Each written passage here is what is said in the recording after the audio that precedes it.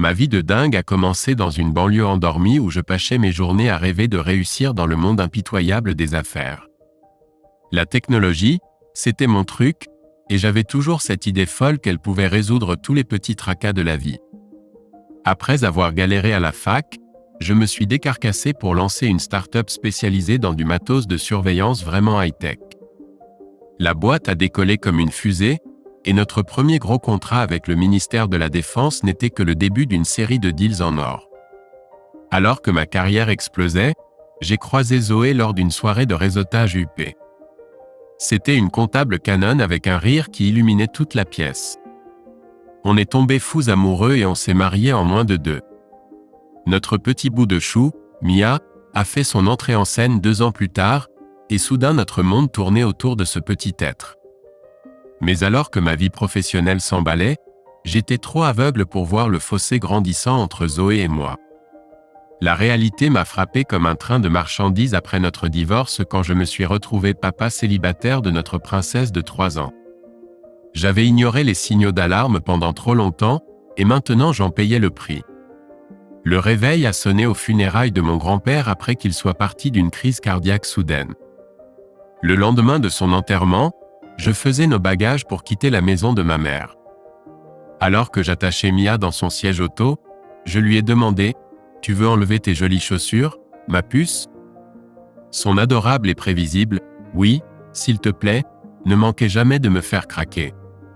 J'ai débouclé ses petites sandales pailletées et, sachant qu'elle adorait ça, j'ai aussi enlevé ses chaussettes. Avec ses orteils qui gigotaient en liberté, je n'ai pas pu résister à lui chatouiller les pieds. Elle a poussé des cris aigus et donné des coups de pied, un jeu dont on raffolait tous les deux. Ça m'a frappé qu'on passait plus de temps de qualité ensemble dernièrement, et qu'on adorait chaque seconde. Les choses avec Zoé, c'était une toute autre histoire. Avant que je ne puisse me perdre dans ses pensées, ma petite princesse a pris la parole. « Papa ?»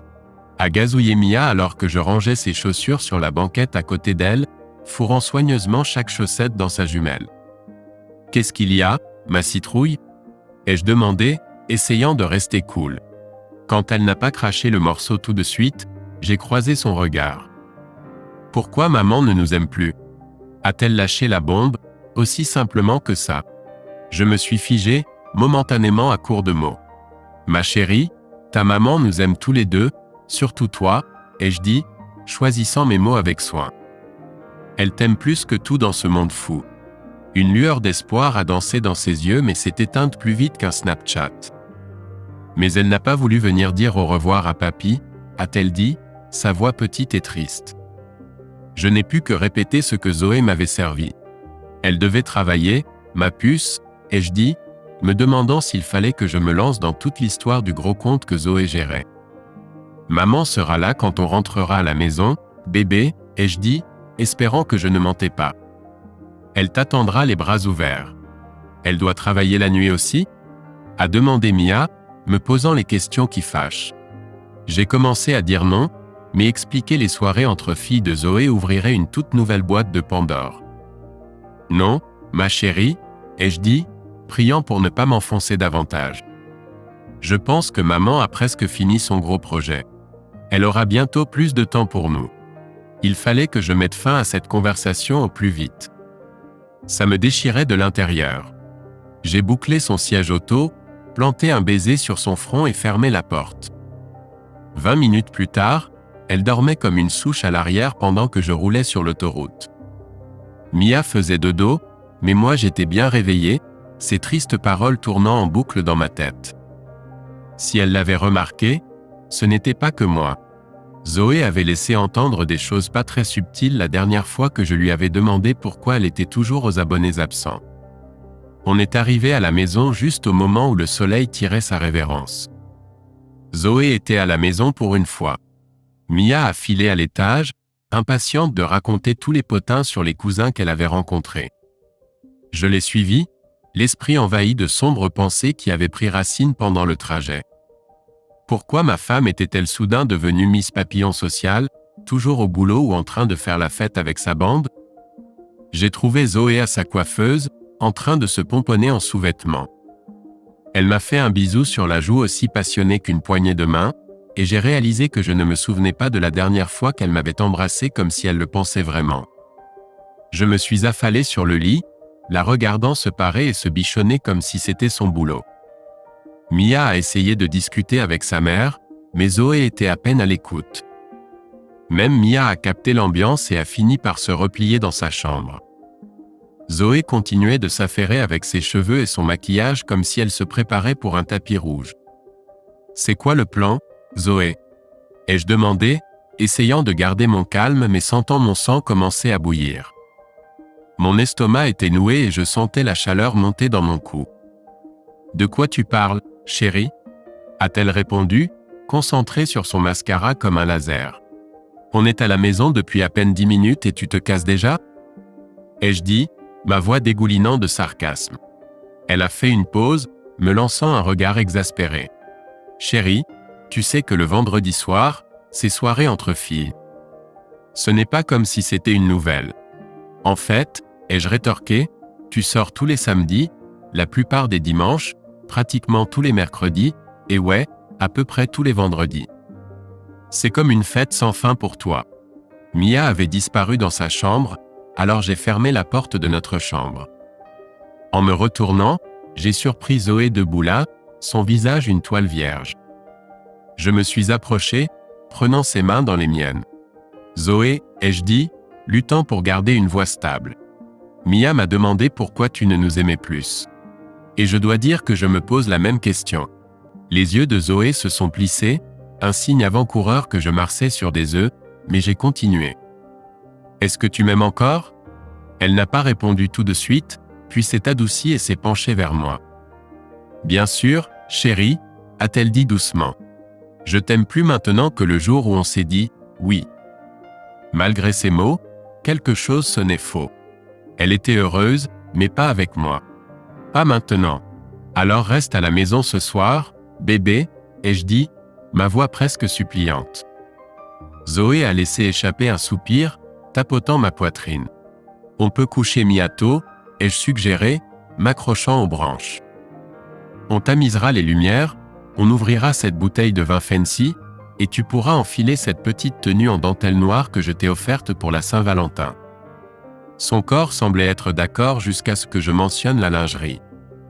Puis elle s'est raidie comme une planche et a essayé de reculer. J'ai tenu ses poignets, ne la laissant pas s'échapper. « Zoé, » ai-je dit, mes yeux cherchant les siens, « est-ce que tu me trompes ?» J'ai observé son visage comme un faucon, captant ce vacillement dans ses yeux, le léger resserrement au coin. Son pouce accélérait sous mes doigts, et j'ai su. J'ai juste su. « Ne sois pas ridicule, » a-t-elle protesté. « Je ne pourrai jamais aimer quelqu'un d'autre que toi. » Elle s'est penchée, déposant des baisers sur mon cou mais faisant attention à ne pas gâcher sa coiffure parfaite. J'ai senti un frisson me parcourir l'échine. Zoé a tapoté mes bras et jeté un coup d'œil à l'horloge. « Je vais être en retard, » a-t-elle dit. J'ai promis aux filles que je ne me défilerai pas. « Zoé, on a besoin de temps pour nous, » ai-je répondu, ma frustration montant. « Dis-leur que tu les verras la prochaine fois et passe la soirée avec ta famille. »« S'il te plaît. » Elle s'est éloignée, se dirigeant vers le placard pour prendre une jupe qui ne laissait pas grand-chose à l'imagination. « Je ne peux pas laisser tomber mes amis, » a-t-elle protesté. « Pourquoi voudrais-tu que je le fasse ? Pourquoi voudrais-tu laisser tomber ton mari et ta fille ?» ai-je rétorqué. « On ne compte plus ?» Ses yeux ont lancé des éclairs de colère. « Je t'ai dit demain, » a-t-elle aboyé. « J'ai le droit d'avoir une vie en dehors de cette maison sans que tu m'étouffes. Je ne suis pas ta propriété. » On s'est disputé, nos voix montant. Zoé insistait sur le fait qu'elle était une femme indépendante qui pouvait faire ce dont elle avait besoin pour décompresser après le travail. Je lui ai rappelé qu'elle avait toujours eu beaucoup d'espace, soulignant que je ne m'étais jamais plaint quand elle était retournée travailler après la naissance de Mia. Je soutenais sa carrière et j'étais fier de son succès, même si mes revenus étaient plus que suffisants pour qu'on vive confortablement sans qu'elle travaille. Mais je n'arrivais pas à comprendre pourquoi son boulot et ses soirées prenaient soudainement le pas sur les besoins de notre famille. Je suis devenu sarcastique à propos de ses copines, ce qui n'a fait que l'énerver davantage. Elle a exigé de savoir de quoi je l'accusais, et j'ai préféré me retirer avant de dire quelque chose que je regretterais. Je suis descendu me calmer sur le canapé, luttant contre l'envie de l'empêcher physiquement de partir, sachant que je ne pouvais pas. Quand elle est descendue, je m'étais un peu calmé. On a échangé des regards. Elle était défiante et j'étais déchiré. « Zoé », ai-je dit, ma voix plus grave que d'habitude. « S'il te plaît, ne fais pas ça. » Elle a fait une pause à la porte, puis l'a ouverte. « Zoé », ai-je répété plus fermement. « Je t'aime. S'il te plaît, ne fais pas ça à Mia et moi. » Elle s'est retournée, son visage indéchiffrable, puis a franchi la porte. Et l'a fermée derrière elle. Mia a dévalé les escaliers, ouvert la porte d'un coup sec, et regardé la voiture de sa mère disparaître dans la nuit. Elle a fermé la porte, s'est dirigée vers le canapé, est montée à côté de moi, et a fixé la porte, souhaitant que sa mère revienne. Après un moment, elle a grimpé sur mes genoux et on s'est juste tenus l'un l'autre pendant ce qui semblait une éternité. Puis je l'ai soulevée et portée à la cuisine pour faire des sandwichs au beurre de cacahuètes et à la confiture. Le week-end était tendu à mort entre Zoé et moi. Elle est rentrée tôt samedi matin et a passé la majeure partie de la journée à soigner une gueule de bois d'enfer. Après avoir supporté sa mauvaise humeur, Mia et moi avons filé au parc et ne sommes pas rentrés avant le dîner. Zoé était furieuse et nous a accusés de l'avoir abandonnée. « Tu t'es attiré ça toute seule en sortant et en abandonnant Mia », ai-je dit. « Habitue-toi à ce qu'on passe du temps seul et qu'on en profite. Gère ça comme une adulte ou ferme-la. » Zoé a été choquée par mon ton et s'est tue, se concentrant sur Mia pour le reste de la soirée. Cette nuit-là, j'ai essayé d'initier un rapprochement mais le mal d'estomac de Zoé nous a forcés à arrêter. La nuit suivante, elle était complètement insensible et j'ai abandonné, prenant une douche pour me refroidir. Lundi, j'ai quitté la maison avant que Zoé ne se réveille, la forçant à gérer la routine matinale de Mia, ce qu'elle détestait. Avant de partir, j'ai activé du matériel de surveillance dans le sous-sol qui enregistrait toutes les conversations téléphoniques et interceptait les appels portables dans un rayon de 50 mètres. Ce n'était pas exactement cochère, mais c'était pour ma tranquillité d'esprit. On avait déjà des caméras couvrant presque toutes les pièces de la maison pour surveiller les baby-sitters et la femme de ménage. On leur faisait confiance, mais on suivait une politique de confiance mais vérification. Je me suis rendu compte qu'on n'avait pas eu besoin de baby-sitter depuis des mois et je me suis demandé si le système coûteux en valait la peine. Je me suis garé sur le parking des nouveaux locaux de notre boîte, entouré d'une clôture grillagée qui aurait pu sortir tout droit d'une prison. Les barbelés au sommet étaient un ajout récent après qu'on ait décroché notre premier contrat avec le ministère de la Défense 3 ans plus tôt, suivi de 2 autres deals en or qui nous faisaient rouler sur l'or. Je suis resté assis dans ma caisse, tiraillé entre mon intuition que Zoé se foutait de ma gueule et mon manque de preuves concrètes. Voir Phil Sanders, un de mes premiers employés, m'a sorti de ma torpeur. J'ai attrapé mon smartphone et ma mallette, lui lançant un rapide « ça gaze » avant de jeter un coup d'œil au logo sur le mur. Kinsley Industries, c'est moi, Ryan Kinsley. À 36 ans, j'étais le grand patron d'un petit mais florissant empire. On a commencé par vendre des outils il y a une douzaine d'années, puis on est tombé par hasard sur ce créneau de fabrication de supports de moteurs pour caméras de sécurité domestique. On s'est fait une réputation pour du matos de surveillance de qualité parmi les détectives privés. Il y a 8 ans, on a racheté une boîte qui fabriquait ces caméras couleur compacte de ouf avec un zoom à faire baver les paparazzis. On a commencé à vendre le package complet dans tout l'État et en ligne. Puis on a gobé quelques agences de détectives privés, donnant naissance à une division qu'on a baptisée Info Surveillance Associates, et on s'est installé dans 3 autres villes. Kinsley Industries cartonnait, mais on gardait profil bas. Dans mon bureau, j'ai gribouillé ma signature sur une pile de papier sans même y jeter un coup d'œil. Ma secrétaire/office manager badass, Maggie, gérait tout ça. Je la taquinais souvent en l'appelant « radar », et elle répliquait avec une blague sur le colonel Potter. Maggie était ma fidèle alliée, et la boîte tournait comme une machine bien huilée grâce à elle. Pour l'empêcher de se barrer, je la payais autant que nos vice-présidents, un fait qu'elle connaissait, mais pas eux. Maggie, Ai-je dit alors qu'elle apportait ma première dose de caféine de la journée, tu peux faire venir Carl Winters ici? Bien sûr, patron, a-t-elle répondu, haussant un sourcil. Vous voulez que je lui dise pourquoi? J'ai secoué la tête mais j'ai changé d'avis. Maggie était comme une deuxième mère pour moi depuis nos débuts dans cet entrepôt rénové pourri. Dis-lui juste que j'ai besoin de devenir un client, ai-je dit lentement, évitant le contact visuel. Elle a fait une pause, puis a dit doucement, « Oh, Ryan, je suis tellement désolé », avant de filer rapidement. Je me suis demandé ce qu'elle avait compris. Carl dirigeait notre division surveillance et détective privé, et Maggie avait lu entre les lignes sans que j'aie besoin de tout épeler. « C'est quoi le problème, Ryan ?» a demandé Carl, fermant la porte alors que je lui faisais signe d'entrer. Il sirotait son thé pendant que je luttais pour trouver les mots. « Carl, je pense que Zoé pourrait s'attirer de sérieux ennuis, » ai-je dit lentement, choisissant mes mots avec soin. « Ah, merde, Ryan » a-t-il répondu, se dégonflant. « Je suis désolé d'entendre ça, mec. » On a tous les deux pris une profonde inspiration. Carl a posé sa tasse, soudain fasciné par ses ongles. « Eh bien, » a-t-il dit après une pause qui semblait durer une éternité, « on a tout ce qu'il faut pour aller au fond des choses. Je vais faire appel à des intérimaires pour libérer notre équipe. Tu peux me donner son emploi du temps de travail, son numéro de portable, ses identifiants d'ordinateur, ses numéros de carte de crédit, tout ce bazar ?» J'ai hoché la tête. J'avais pensé à m'opposer à l'utilisation de notre équipe interne, mais je me suis rendu compte que Carl voulait les meilleurs sur l'affaire. J'ai rapproché ma mallette, ayant passé dimanche à copier les numéros de compte de Zoé et d'autres infos dont on aurait besoin. J'ai fait en sorte que Carl m'inscrive comme un client légitime d'Info Surveillance Associates, utilisant mon compte chèque personnel pour satisfaire les comptables.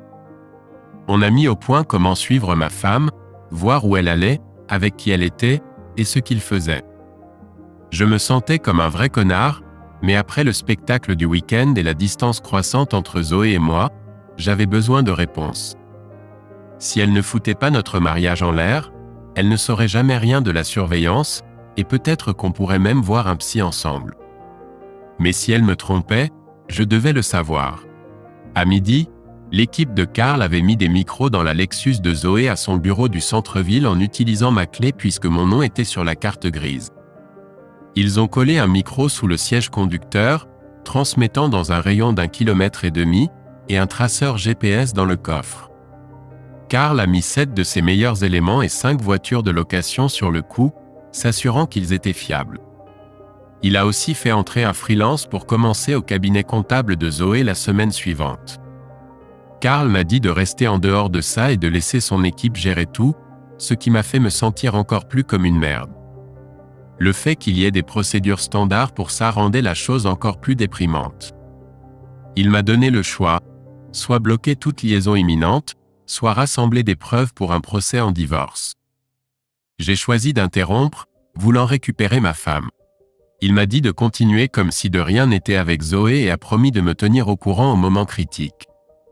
Ce soir-là, j'ai appelé Carl depuis le sous-sol après avoir écouté les interceptions de téléphone portable, qui n'étaient pas exactement légales mais étaient pour ma tranquillité d'esprit. Carl a décroché à la deuxième sonnerie. « Carl ?» ai-je demandé, ma voix épaisse d'émotion. « Oh » a-t-il dit. « Qu'est-ce qui s'est passé ?» Son inquiétude était évidente. J'ai pris une profonde inspiration pour me calmer. « Tu sais ces interceptions de téléphone fixe et portable qu'on a installées quand on a construit la maison ?» ai-je demandé. « Ouais, désolé qu'on n'ait pas pu mettre en place la surveillance à distance aujourd'hui. » Pas de souci, Carl. Il n'y a que 24 heures dans une journée, pas vrai?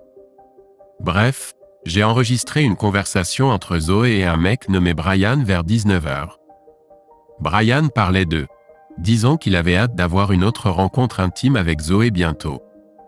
J'avais envie de m'effondrer et de sangloter, mais je me suis retenu. Mon corps était engourdi et ma poitrine me faisait mal comme si quelqu'un m'avait frappé. Zoé me trompait et je n'arrivais pas à comprendre pourquoi. J'ai avalé la boule dans ma gorge. Bref, Carl, ai-je continué. Ça change tout. J'appelle Pete demain pour lancer la procédure de divorce. On doit rassembler toutes les preuves qu'on peut. Pete était Peter Robinson, notre avocat d'entreprise et mon avocat personnel. Ouais, Ryan, je suis désolé, a dit Carl lentement. Je n'ai pas les mots pour te dire à quel point je suis désolé. Merci, Carl, ai-je répondu, me sentant un peu plus fort. Mais c'est la faute de Zoé. Ma fille et moi sommes ceux qui souffrent ici et je ne comprends pas pourquoi elle a fait ça. Je me suis recentré. Ok, on travaille dans une direction différente maintenant. Je te verrai au bureau demain matin, d'accord? Bien sûr, Ryan, a-t-il accepté. Et, prends le cool ce soir, d'accord? Ne fais rien que tu pourrais regretter, a-t-il ajouté sincèrement. Il me prévenait de ne pas faire de mal à Zoé. Je vais bien, Carl, ai-je dit. J'ai écouté l'interception il y a 3 heures et je suis passé à autre chose. J'ai fait une pause. Mais je ne coucherai pas avec elle ce soir ni plus jamais. Je vais devoir inventer une excuse mais je ne peux tout simplement pas être intime avec quelqu'un qui m'a trahi comme ça. Je sais que ça complique l'enquête mais je ne peux pas. C'est bon, a dit Carl d'un ton apaisant. Ça prendra peut-être plus de temps mais les gens qui trompent pensent qu'ils sont plus malins que tout le monde. Ils croient pouvoir cacher leur liaison mais ils sont prévisibles et faciles à suivre. Je suis resté silencieux. Tiens bon, patron, a continué Carl. Tu sortiras de ça plus fort quoi qu'il arrive. Ouais, je le ferai, ai-je répondu, bien que je n'y croyais pas. Tout ce que je voyais devant moi était de la douleur et de l'humiliation pour moi et ma fille. Je n'avais même pas commencé à penser au chagrin que ça lui causerait. D'accord, Ryan, appelle-moi si tu as besoin de quoi que ce soit, même si c'est juste pour vider ton sac, a dit Carl, concluant notre conversation. Je lui ai dit que je le ferais, mais on savait tous les deux que je ne le ferais probablement pas. J'ai dormi dans la chambre d'amis cette nuit-là, servant à Zoé des conneries sur une gorge irritée et une congestion qui pourrait me transformer en tronçonneuse humaine. Elle a gobé ça sans sourciller, totalement désintéressée. J'ai aussi ajouté quelque chose sur le fait d'être plus proche de Mia si elle avait besoin de nous. Mais Zoé a juste haussé les épaules et est retournée à son magazine brillant. Les récents accidents nocturnes de Mia, un appel à l'aide si j'en ai jamais vu un, ne semblaient même pas apparaître sur son radar. Le lendemain après-midi, Carl m'a balancé les premières infos. Le mec de Zoé était Brian Collier, un comptable qui se la pétait dans sa boîte. C'était l'un des 3 superviseurs de division, tout comme Zoé. Marié avec un fils de 9 ans et une fille de 7 ans. Sa femme Pamela était agent d'assurance à temps partiel. Brian avait 38 ans, plus grand mais plus maigrichon que moi. J'avais été bagarreur dans mon adolescence et je continuais à aller à la salle 2 fois par semaine. Monsieur Collier, à en juger par la seule photo que Carl avait déterrée, avait plus sa place sur un tapis roulant que sur un ring de boxe. Certains pourraient le trouver agréable à regarder, mais il n'était pas exactement Brad Pitt. Je n'arrivais pas à comprendre ce qui le rendait digne de foutre nos vœux en l'air. Carl avait graissé la patte d'un initié de la compagnie de téléphone pour obtenir un historique de 2 ans des relevés téléphoniques de Zoé. Un rapide coup d'œil montrait quelques appels initiaux entre eux, augmentant jusqu'à devenir hebdomadaires il y a environ 6 mois et maintenant quotidiens, généralement tard le soir ou aux aurores. Carl a souligné qu'il bavardait souvent juste après que je parte au travail et quand je faisais de la muscu en bas. Une idée de ce qui s'est passé autour du moment où les appels ont augmenté ? A demandé Carl. Son attitude tout business rendait la chose légèrement plus supportable. Je me suis adossé, me creusant les méninges. Elle est allée à une sorte de séminaire de formation à Chicago quelques semaines avant que les appels n'augmentent. Je me souviens de l'avoir déposée à l'aéroport et Brian était là, prenant le même vol. Ce séminaire pourrait être le point de départ de tout ce bordel, a dit Carl. Trop de choses pointent dans cette direction. Je ne crois pas aux coïncidences non plus, ai-je acquiescé. Carl a jeté un coup d'œil à son bloc-notes. C'est tout ce que j'ai pour l'instant. On a obtenu des copies numériques de toute l'activité des cartes de crédit pour l'année dernière, grâce à vos comptes joints. On va aussi plonger dans vos relevés bancaires aujourd'hui et te faire un topo sur ce qu'on trouve. J'étais sidéré par la montagne d'informations qu'ils avaient rassemblées en seulement 2 jours. Comment t'as eu tout ça sans ma signature ? Ai-je demandé, me demandant si je devais passer un savon aux banques et aux compagnies de téléphone pour avoir divulgué si facilement des infos privées. Karl a souri. « Tu as tout autorisé ?» a-t-il dit. J'ai haussé les sourcils, confus. Il a ri. « Patron, tu ne sais pas ce que tu signes quand Maggie te tend une pile de paperasse, hein ?» J'ai dû sourire et hocher la tête. J'avais l'habitude de faire confiance à Maggie presque autant qu'à ma femme. Maintenant Maggie était en tête de liste. « Ok, ok », ai-je dit, levant les mains en signe de reddition. « Allez-y et battez-vous contre les méchants et les méchantes », lui ai-je dit. Jeudi, Karl et son équipe avaient déterré une montagne de saleté sur ma femme et son nouveau joujou. 2 de ces gars ont volé jusqu'à Chicago et ont trouvé plusieurs personnes qui se souvenaient que Zoé et Brian étaient comme cul et chemise au séminaire. Un réceptionniste pensait qu'ils étaient mariés jusqu'à ce qu'il remarque leur nom de famille différent. Plusieurs membres du personnel de l'hôtel se souvenaient d'eux comme des habitués du bar, titubant jusqu'à leur chambre aux petites heures après avoir picolé. Le responsable du bar avait dû leur demander 2 fois de se calmer avec les démonstrations d'affection en public. Les gars de Karl travaillaient à amadouer l'hôtel pour qu'ils crachent les images des caméras de sécurité, impliquant probablement un peu de cash sous la table. J'ai hoché la tête, comprenant où ils voulaient en venir. Un agent freelance s'était infiltré dans le bureau de Zoé plus tôt que prévu et avait rapporté que Brian et Zoé étaient le sujet de toutes les conversations à la machine à café. Leur patron commun était au courant de la liaison et leur avait dit de garder ça hors du bureau. Zoé avait déjà dit adieu à une augmentation au mérite à cause de ces conneries. J'ai noté ça pour mon avocat, car ça montrait que l'entreprise ne faisait pas vraiment respecter ses clauses de moralité. La taupe dans le service de paye avait déjà mis la main sur des copies des fiches de paye de Zoé et de Monsieur Collier, ainsi que leur relevé de présence. On aurait dit qu'ils séchaient le boulot 1 ou 2 après-midi par semaine pour leur petit rendez-vous. Les données des cartes de crédit dépeignaient Brian Collier comme un vrai radin, Zoé payant la note pour la plupart de leurs chambres de motel miteux en périphérie de la ville. C'était tellement sordide et cliché que ça me donnait la nausée. La bande de copines de Zoé, avec qui elle prétendait traîner le soir, était pour la plupart des femmes célibataires ou fraîchement divorcées à la chasse. Bien que Zoé leur ait fait jurer le secret, toutes sauf une, Cathy, ont chanté comme des canaris aux enquêteurs pour un billet de $100 tout neuf. Elles ont balancé les dates, lieux et heures des rendez-vous de Zoé et Brian. La plupart de ces femmes n'avaient pas vu Zoé depuis 2 mois. Cathy, cependant, a appelé Zoé la seconde après avoir été interrogée, jurant ses grands dieux qu'elle n'avait pas dit un mot. Cathy était furieuse, pensant que c'était totalement déplacé et mesquin de ma part de vérifier Zoé.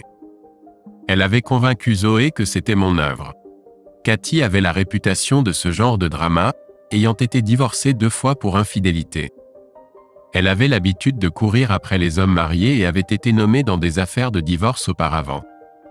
Bien que ne travaillant pas dans le même bâtiment que les autres, elle s'était d'une manière ou d'une autre faufilée dans le cercle de Zoé et semblait encourager la liaison.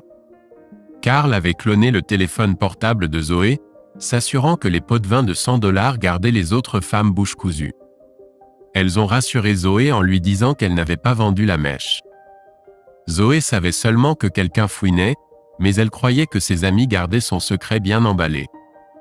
J'étais soufflé par le volume et la qualité des renseignements que l'équipe de Karl avait déterrés si rapidement. Brian et Zoé jouaient aux dames pendant que Karl jouait aux échecs en 4D. Ils n'avaient aucune chance.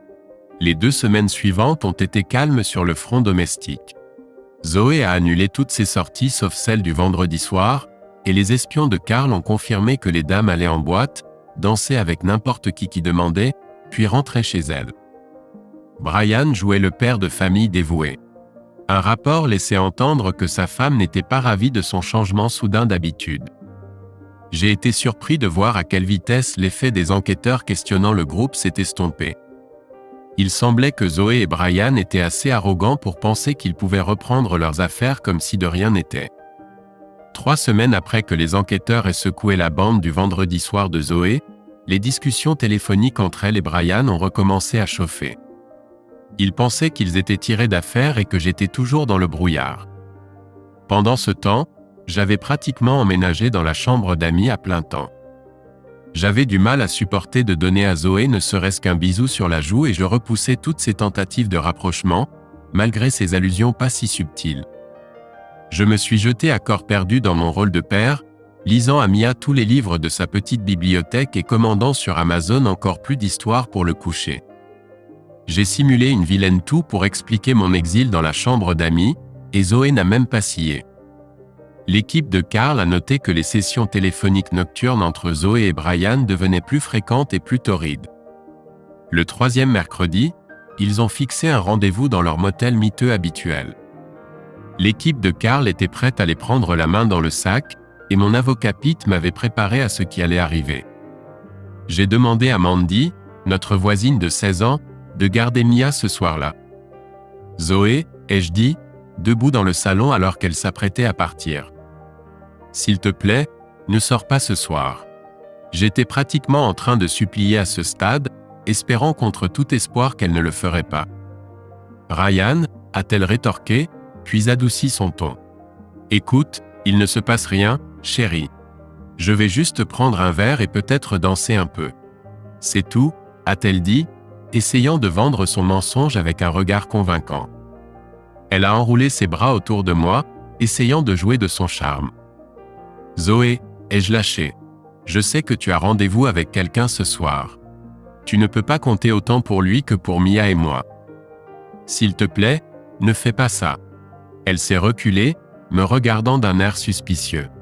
De quoi tu parles? A-t-elle demandé, indignée. Elle jouait vraiment bien la comédie. Je le sais, c'est tout, ai-je insisté, tu me trompes, moi et Mia, et ce n'est pas juste. Elle s'est un peu détendue, pensant que je lançais juste des accusations en l'air. Je ne te trompe pas, a-t-elle dit fermement. J'en ai marre de ces théories farfelues. Si tu continues comme ça, je pourrais bien trouver quelqu'un pour satisfaire mes besoins. J'ai détourné le regard, essayant de contenir ma rage. Zoé, ai-je dit, luttant pour garder une voix stable. Pas un mot de plus.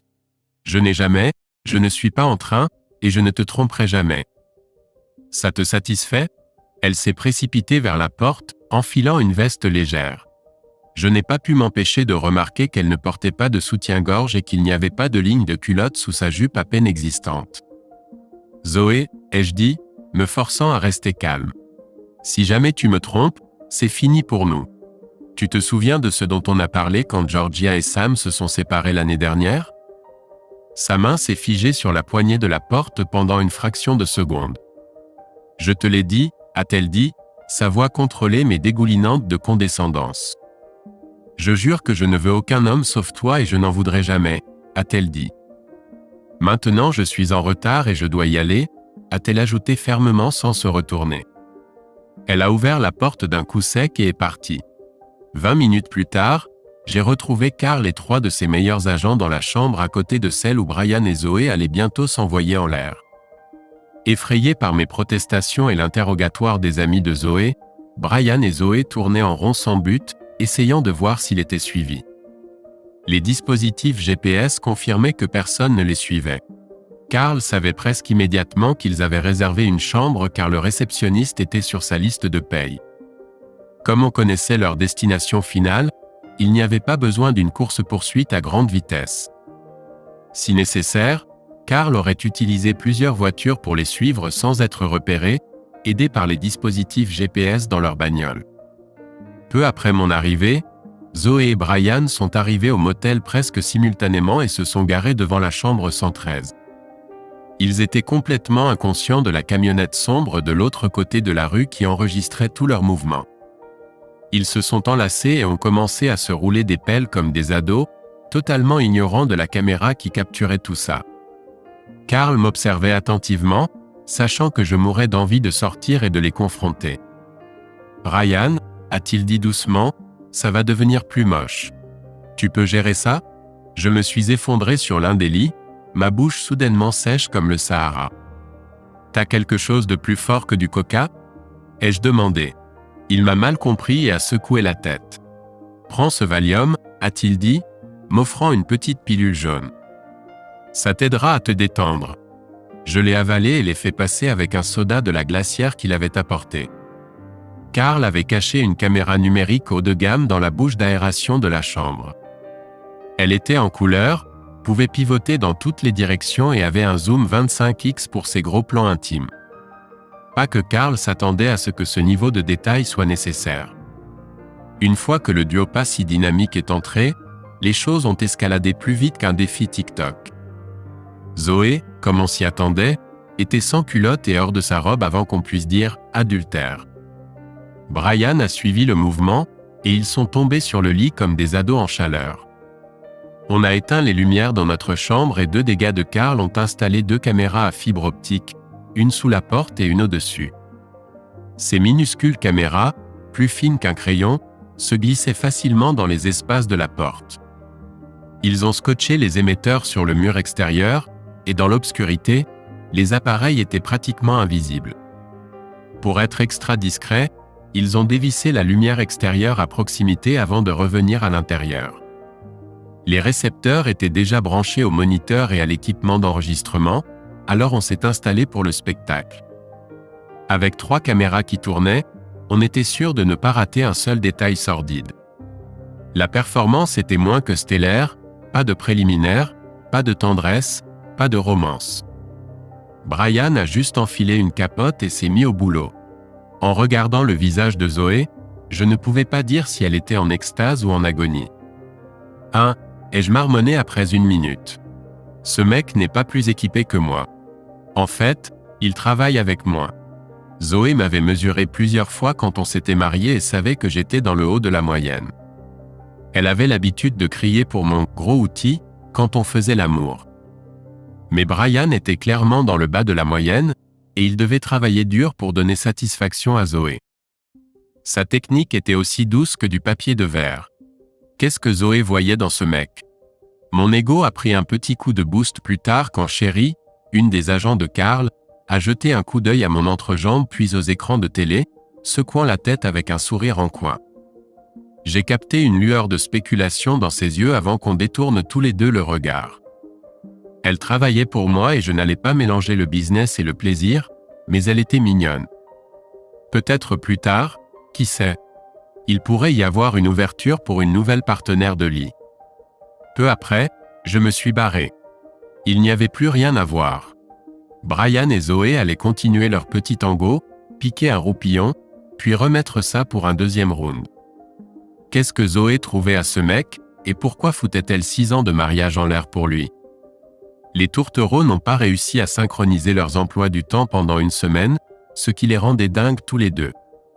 Puis, Cathy a lâché une bombe à Zoé, suggérant qu'elle se fasse un week-end à Vegas. Nos espions avaient déterré pas mal de saletés sur Cathy, la dépeignant comme une vraie emmerdeuse qui avait brûlé les ponts avec sa famille à cause de ses liaisons passées. Dans un appel sur écoute, Cathy a balancé plus d'infos sur son grand plan, disant à Zoé qu'elle avait décroché 2 billets gratuits pour Sin City et voulait qu'elle l'accompagne. Il était clair que Cathy visait à ce qu'elle fasse les folles à Vegas, mentionnant même qu'elle avait fait le plein d'une boîte entière de préservatifs. Zoé était partante mais a foutu un coup dans les plans de Cathy en invitant Brian, aux grandes dames de Cathy. Cathy a essayé de cacher sa déception quand elle a appris que Brian s'incrustait dans leur virée entre filles. Brian a dû cracher son propre fric, ce dont il s'est plaint comme un radin, s'attendant à ce que Zoé paye pour son escapade. Pete, mon requin d'avocat, était impatient d'assigner Cathy à comparaître. Elle savait que Zoé et Brian étaient mariés et a quand même joué les entremetteuses pour leur rendez-vous à Vegas. Pete doutait qu'il puisse lui soutirer de l'argent ou que le procès aille loin, mais il voulait lui flanquer la trouille pour qu'elle réfléchisse à 2 fois avant de foutre en l'air un autre mariage. On a débattu pour savoir s'il fallait confronter Zoé maintenant avec les images du motel ou attendre après le voyage à Vegas. J'étais prêt à arracher le pansement et à lancer la procédure de divorce à zap. Cependant, Pete a suggéré de leur donner plus de cordes pour se pendre. Le but de Pete était de la prendre clairement en train de franchir la ligne, ce qu'il a fait. Les enquêteurs se sont installés dans le même hôtel casino chic que Cathy, Brian et Zoé. Karl et son équipe ont décroché une chambre avec une vue directe sur le nid d'amour du trio. Un petit billet de 500 $ glissé à la bonne personne a permis d'obtenir pour Zoé une chambre de ce côté du bâtiment. Les caméras de Karl étaient prêtes et armées, prêtes à capturer toute action classée X. Les gens dans les gratte-ciel se sentent souvent invisibles à cause de la hauteur et de la distance, ce que Karl avait vu se produire dans de nombreux cas. Même s'il tirait les rideaux, l'équipe de Karl avait un gadget laser sophistiqué pour capter les vibrations sonores de la fenêtre, s'assurant qu'il pourrait enregistrer les voix aussi clairement que le jour pour le tribunal. Il prévoyait aussi d'enregistrer une conversation téléphonique. Je devais appeler Zoé et faire un dernier plaidoyer désespéré pour qu'elle revienne. Bien que ce soit un scénario de mon avocat, une partie de moi espérait que ça pourrait vraiment marcher. J'étais un bordel d'émotions, alternant entre me sentir fiévreux et glacé. J'étais physiquement malade, n'ayant rien mangé de la journée. L'équipe de Karl m'a laissé à la maison, mais j'avais une place aux premières loges grâce aux caméras qu'ils avaient installées. Un détective les avait vus presque vider l'avion, commandant constamment ces minuscules bouteilles d'alcool. Ils étaient déjà complètement bourrés au moment où ils ont atterri. Zoé, ai-je dit dans le téléphone portable. Sur la webcam, je pouvais voir Zoé à quatre pattes sur le lit, avec Brian qui la prenait par derrière. Elle s'est contorsionnée pour attraper le téléphone sur la table de nuit, avec Cathy qui profitait du spectacle depuis le côté. « S'il te plaît, chérie, ne couche pas avec ce mec », ai-je supplié. J'ai failli dire son nom. Je devais faire semblant de ne pas le connaître. « Reviens à la maison, bébé, s'il te plaît, on peut arranger les choses. » J'ai essayé d'avoir l'air persuasif comme mon avocat me l'avait conseillé, pour montrer à quel point Zoé était infidèle. Zoé, pense à Mia. Pense à ce que la destruction de notre mariage lui fera.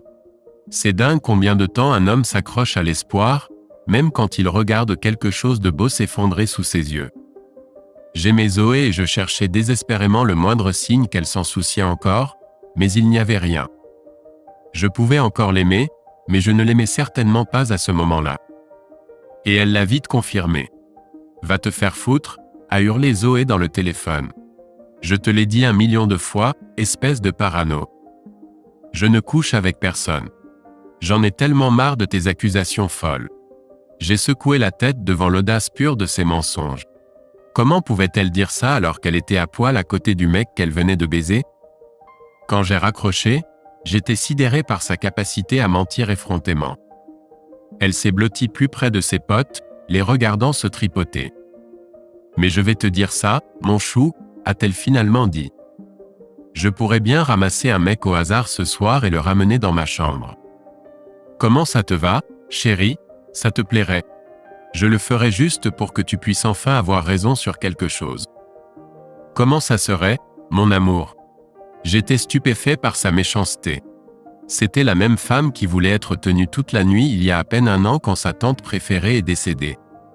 Je connaissais Zoé comme une présence douce et chaleureuse au lit, quelqu'un sur qui s'appuyer pour n'importe quel problème, et une amante enthousiaste quand notre bébé était enfin endormi.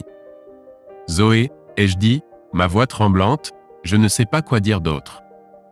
Je ne sais pas pourquoi tu fais ça. Pense à ce que tu fais à Mia, bon sang. » Zoé m'a coupé avec un autre cri perçant.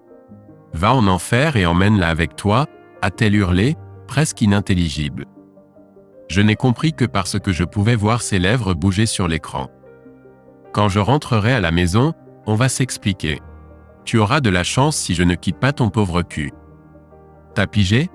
Elle a crié plus de charabia, puis a poignardé le bouton d'arrêt et balancé le téléphone, qui a atterri entre le lit et le mur. Elle est retournée en titubant vers le lit, faisant signe à Brian de reprendre là où il s'était arrêté.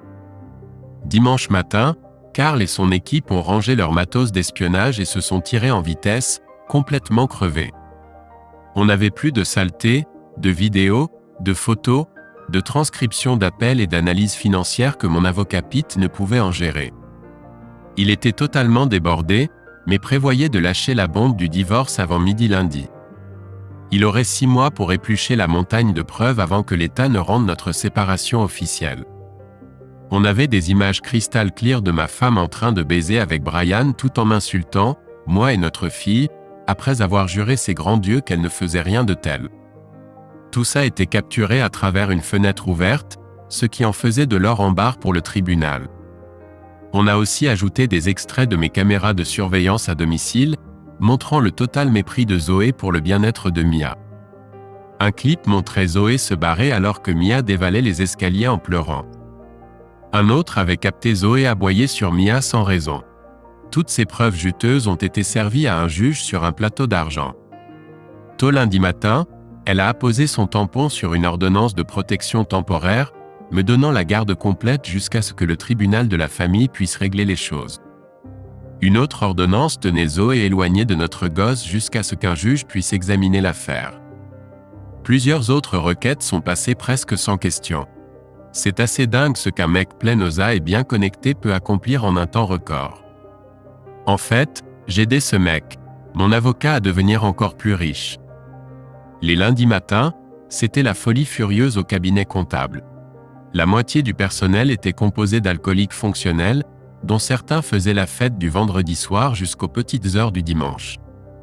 La plupart des autres tuaient le temps à leur bureau ou papotaient près de la machine à café en attendant que la bande des gueules de bois se remette d'aplomb. Quand ce mec intimidant en costume gris chic est entré dans le couloir juste après le déjeuner, quelques dames pleines d'espoir l'ont maté, mais il n'était pas intéressé. Il jetait des coups d'œil à une photo dans sa main droite tout en scrutant chaque femme. Après une rapide recherche, il a repéré sa cible.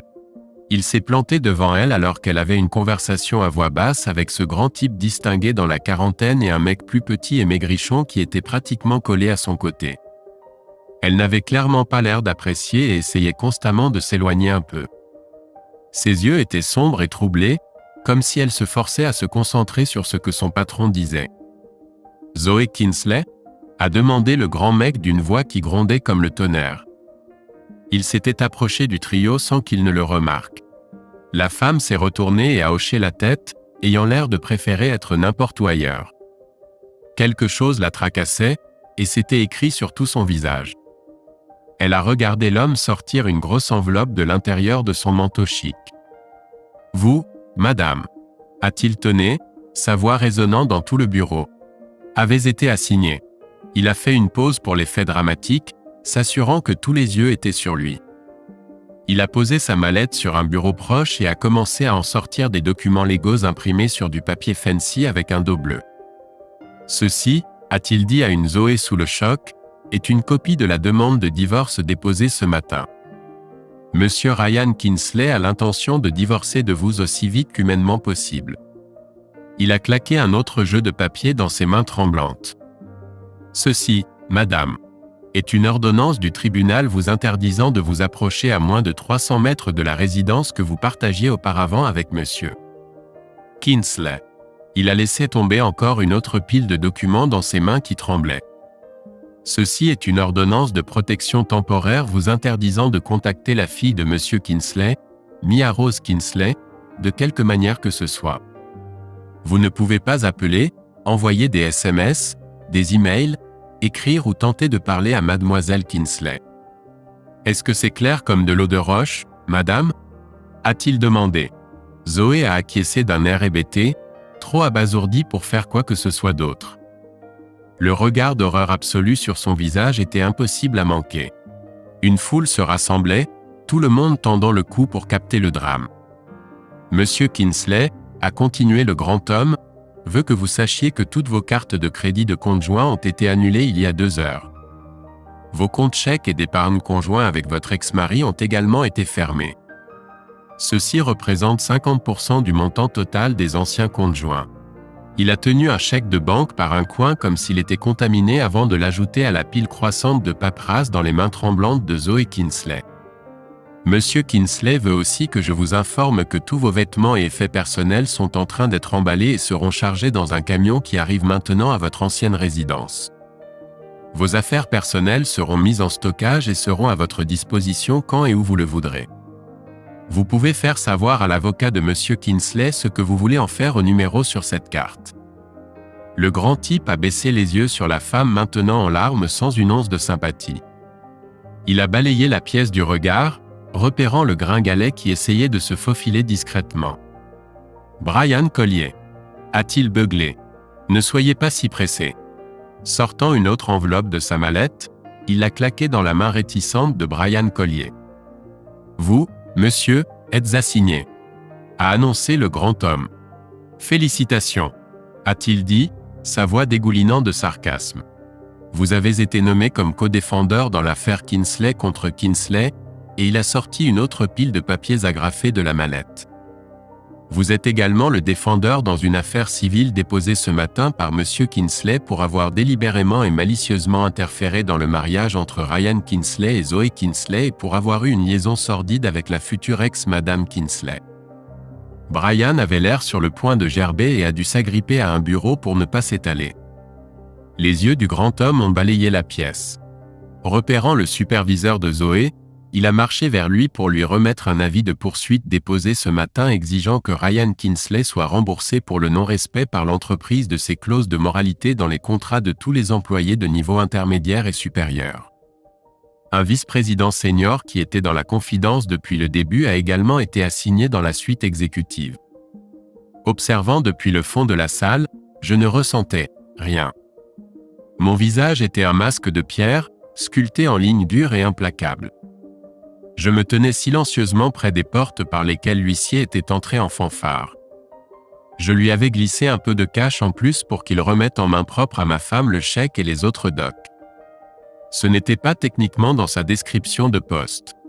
J'ai regardé la réalisation de la façon dont elle avait complètement foutu sa vie en l'air se répandre sur le joli visage de Zoé quand elle s'est effondrée au sol. J'ai tourné les talons et je suis sorti. À travers les imposantes doubles portes, j'ai regardé ma future ex-femme se traîner dans la salle de conférence chic. J'étais vautré à la tête de la longue table près des fenêtres. La lumière vive du soleil qui entrait gardait mon visage dans l'ombre, la faisant plisser les yeux pour me reconnaître. Je m'étalais dans un fauteuil de direction luxueux, feignant la détente, une compétence que j'avais perfectionnée à force de pratique. Je voulais te voir avant que les avocats ne mettent leurs griffes dans tout ça, a dit Zoé avec hésitation. Elle a tiré une chaise à quelques pas et s'est perchée sur le bord. Cela faisait presque 4 mois qu'elle s'était fait virer et avait emménagé chez son frère. Ses cheveux bruns avaient presque repris leur longueur d'épaule. Elle les avait coupés quand elle avait commencé au cabinet comptable, pensant que ça avait l'air plus professionnel. Elle était beaucoup plus maigre maintenant et bougeait comme si chaque pas lui faisait mal, ayant l'air de ne pas avoir beaucoup mangé ou dormi. Des cernes sombres sous ses yeux lui donnaient l'air d'avoir fait 10 rounds avec un boxeur professionnel. Mon cœur souffrait pour elle, mais je l'ai gardé verrouillé derrière mon visage de poker de PDG, celui que je réservais habituellement aux subalternes et aux associés d'affaires. C'était souvent une expression implacablement impassible. « Et maintenant tu es là ?» ai-je dit doucement. Elle a hoché la tête, évitant le contact visuel. Finalement, elle n'a pas eu d'autre choix que de me regarder dans les yeux. « Ryan ?» a-t-elle commencé doucement. « Je veux commencer par dire que je suis tellement désolé pour ce que j'ai fait à toi et à notre petite fille. » Je n'ai rien dit. Je sais que ce n'est pas suffisant et que ça ne commence même pas à compenser toute la douleur que j'ai causée, mais ce sont les seuls mots que j'ai, a-t-elle chuchoté. Je souffre aussi, Ryan, a-t-elle continué. Je n'arrive pas à comprendre pourquoi j'ai fait ce que j'ai fait, et ça me rend folle. Quand elle n'a plus rien dit pendant un moment, j'ai rompu le silence. Je ne suis pas d'accord, ai-je déclaré de manière factuelle. Tu n'as pas commencé à souffrir tant que tu n'as pas dû dire à une enfant de 3 ans que sa mère pourrait ne jamais rentrer à la maison. Zoé a craqué, sanglotant doucement. Ça fait 4 mois que j'ai dû lui lâcher cette bombe, Zoé, ai-je continué, ma voix glaciale. Et elle pleure encore pour s'endormir la plupart des nuits. Ce n'est que ces dernières semaines que j'ai réussi à lui arracher un sourire de temps en temps. J'ai fait une pause, regardant Zoé se plier en deux sur sa chaise en pleurant. Elle hurle et se bat contre quiconque essaie de la détacher de moi si je dois la laisser quelque part trop longtemps, ai-je dit doucement. Elle est terrifiée à l'idée que je ne revienne pas. Peux-tu imaginer ce genre de peur chez une petite fille qui n'a même pas 4 ans, Zoé? Peux-tu? Je me suis forcé à me rasseoir dans mon siège pendant que Zoé tremblait avec plus de sanglots. Elle est dans une nouvelle garderie ici sur le campus de l'entreprise. Je lui ai dit que je devais en construire une pour n'être jamais à plus de quelques minutes. Plus longtemps et elle entre en mode panique totale quand elle ne peut pas me joindre. J'ai regardé Zoé pleurer plus longtemps, Mais j'ai ajouté avec une gaieté forcée, du bon côté, la productivité parmi les parents célibataires ici est montée en flèche, et ça s'est presque rentabilisé tout seul.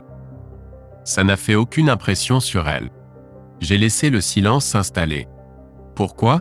Ai-je demandé aussi doucement que je pouvais. Pourquoi as-tu fait ça, Zoé ? Je t'aimais plus que ma propre vie et tu m'as arraché le cœur et l'as piétiné.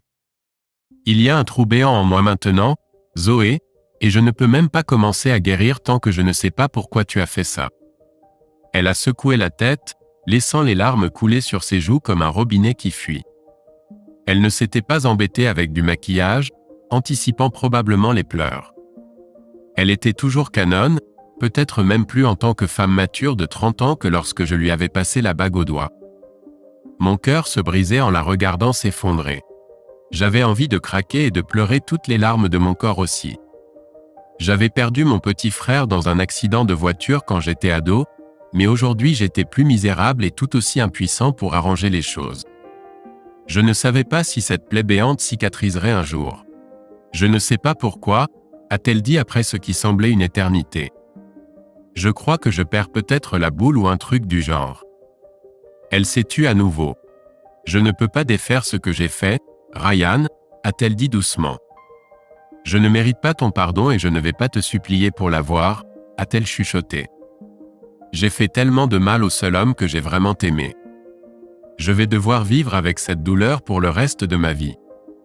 Et je ne sais pas comment gérer ça. J'ai envie de me terrer dans un trou et de mourir. Quand je pense à ce que j'ai fait à notre douce petite fille, en rejouant cette nuit dans ma tête et en m'entendant te hurler de l'emmener en enfer avec toi, elle s'est arrêtée et a fixé le plafond d'un air vide, les larmes coulant régulièrement. J'ai presque attrapé la télécommande à côté de moi pour allumer le lecteur DVD dans le coin, n'ayant pas besoin des signets pour trouver la scène où elle était saoule et nue. Ça semblait excessif. Elle connaissait le script par cœur. Après un moment, ses larmes ont ralenti jusqu'à un filet puis se sont arrêtées. J'ai supposé qu'elle était probablement trop déshydratée pour pleurer davantage. J'ai rangé la télécommande dans un tiroir du buffet à proximité. Je vois un psy. Un psychologue, a-t-elle dit lentement. J'essaie de comprendre pourquoi j'ai foutu nos vies en l'air et blessé tant d'autres personnes. Ses doigts s'entortillaient nerveusement. Je suis allé voir Stacy Collier, a-t-elle aventuré. Je me suis excusé pour ce que j'ai fait à sa famille. Elle était gentille avec moi, a médité Zoé. Je ne sais pas pourquoi. Elle fixait le grain de la lourde table devant elle comme s'il détenait les secrets de l'univers. Stacy m'a dit que Brian trouvait toujours une nana sur le côté partout où il travaillait. Elle s'y était habituée, mais cette fois elle en a eu assez. Elle fout Brian à la porte et passe à autre chose. Elle a trouvé un homme bien qui aime ses enfants et elle dit que c'est la meilleure chose qui lui soit jamais arrivée. Je savais que Stacy Collier divorçait de son connard de mari et à propos du nouveau mec dans sa vie. Je ne savais pas que Zoé était allée voir Stacy pour s'excuser. Ça laissait entrevoir des remords et une volonté d'assumer ses actes. Une minuscule étincelle d'espoir a vacillé en moi, me demandant si elle pourrait grandir en quelque chose de plus. Que te dit le doc ? Ai-je demandé. Zoé m'a jeté un coup d'œil et a rapidement regardé la table comme si ça la brûlait de me regarder. On n'a pas fait de percée, a-t-elle admis. J'aimerais pouvoir te dire que si, mais tout ce que je sais c'est que quelque chose a craqué quand j'ai commencé à picoler sérieusement. Étais-tu dans une sorte d'état second, Zoé ? Ai-je interrompu. Elle a levé les yeux et soutenu mon regard. Pour la première fois, je n'arrivais pas à lire les émotions qui tourbillonnaient dans ses yeux. Je ne sais pas, a-t-elle finalement admis. Peut-être la première fois que j'ai, elle s'est arrêtée, avalant difficilement. La première fois que j'ai couché avec Brian. Je sais que j'étais complètement bourré. Sa tête est retombée comme si elle était trop lourde à porter. Mais je n'étais pas dans les vapes. Parfois je n'étais même pas saoul après ça, a-t-elle dit. Ses sanglots ont repris et elle les a visiblement étouffés. J'aimerais avoir cette excuse, a-t-elle dit doucement. Mais je ne l'ai pas. J'essaie de déterrer les vraies raisons avec mon psy. Elle s'est tue pendant un moment, ne parlant à nouveau que lorsque j'ai bougé sur ma chaise. Ryan, j'ai levé le menton et haussé les sourcils, demandant silencieusement, quoi ? Irais-tu la voir? Elle veut te parler, mais pas de ce à quoi tu penses. Elle veut juste te poser quelques questions pour voir si elle peut trouver quelque chose que je n'ai pas pu lui dire. Les mots de Zoé sont sortis en trombe, essayant de tout dire avant que je puisse la couper. Je suppose, ai-je dit simplement. Zoé m'a regardé comme si une deuxième tête m'avait poussé. Tu iras? A-t-elle demandé, sa voix chargée d'émotion. J'ai haussé les épaules. Je suis toujours ton mari, lui ai-je dit sobrement. Je ferai ce que je peux pour t'aider tant que ça ne fait pas de mal à notre enfant. J'avais failli dire mon enfant, mais je me suis rattrapé. Une soudaine lueur d'espoir a fleuri dans ses yeux et a grandi. J'ai commencé à dire quelque chose de cinglant pour lui faire comprendre qu'il n'y avait pas de vraie chance qu'on se remette ensemble. Mais je me suis arrêté. J'étais prêt à explorer toutes les pistes qui seraient dans le meilleur intérêt de ma petite fille. J'avais aimé Zoé sans réserve. Je l'aimais toujours. L'amour n'est pas quelque chose qu'on peut allumer et éteindre comme un interrupteur. Mais d'un autre côté, l'amour ne pouvait pas effacer le profond sentiment de trahison qui me rongeait. On était dans le train express pour Divorceville et c'était notre destination. Il a fallu 6 mois de chamaillerie juridique, mais finalement le divorce était bouclé. Je n'ai pas joué les durs et empêché mon ex-femme de voir notre fille, ni pendant le cirque du divorce ni après que la poussière soit retombée. Zoé a essayé de raccommoder les choses plusieurs fois, mais je n'en voulais pas. Toute cette épreuve m'avait tellement bousillé que j'ai dû me faire soigner la tête. J'ai réduit mes heures de travail pour être là pour ma petite princesse. 1 an plus tard, Zoé s'est tirée et s'est accrochée à un autre gratte-papier. Ma fille faisait partie du package deal au mariage. J'ai reçu une invitation mais j'ai décidé de passer mon tour. Je ne me suis jamais remis dans le jeu du mariage et j'ai tout donné pour élever ma gamine. La vie a le chic pour vous balancer des coups de théâtre quand vous vous y attendez le moins. Juste au moment où je pensais avoir compris ce truc de papa célibataire, l'univers a décidé de pimenter les choses. C'était un mardi, rien de spécial, quand j'ai reçu un appel de l'école de Mia. Mon cœur a fait un salto. Ces appels n'apportent jamais de bonnes nouvelles. M. Kinsley? La voix à l'autre bout du fil avait l'air de se préparer au pire. Nous avons besoin que vous veniez à l'école. Il y a eu un incident. J'étais dehors avant qu'elle ne puisse finir, mon esprit passant en revue les pires scénarios. Quand je suis arrivé, j'ai trouvé Mia dans le bureau du directeur, son visage un orage de colère et de larmes. Il s'avère qu'elle avait mis une droite à un gamin qui l'emmerdait à propos de sa mère qui n'était pas là. Alors que j'étais assis là, à écouter le directeur déblatérer sur la tolérance zéro et la résolution appropriée des conflits, je ne pouvais pas m'empêcher de ressentir une bouffée de fierté. Ma fille était une battante, tout comme son vieux. Mais je savais que je devais jouer la carte du parent responsable. Mia, ai-je dit, essayant de garder un visage sérieux, la violence n'est pas la solution. Mais se laisser marcher sur les pieds non plus. La prochaine fois, utilise tes mots. De préférence des grands mots qu'ils ne comprennent pas. Ça les embrouillera assez longtemps pour que tu puisses t'échapper. La directrice avait l'air d'avoir avalé un citron, mais le visage de Mia s'est illuminé d'un sourire malicieux. C'est ma fille, ça.